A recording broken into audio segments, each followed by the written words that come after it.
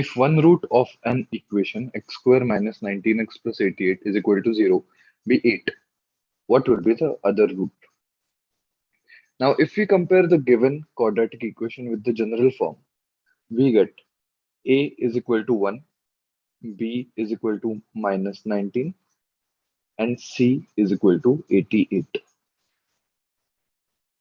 Now, we know the formula for sum of roots. It is minus b upon a. So if we substitute the values of b and a over here, it becomes minus of minus 19 upon 1. Now, one of the root is 8. So therefore, now this value comes out as 19. Sum of roots is 19. Now, if we assume the other root to be alpha, the equation becomes alpha plus 8 is equal to 19. So therefore, we can say alpha is equal to 11. We can also use the formula for product of roots as well. Now, product of roots is equal to C upon A.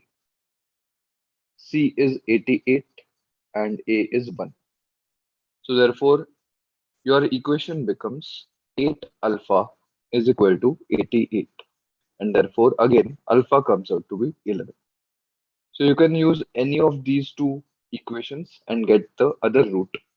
In this case, the answer comes out to be 11, option C.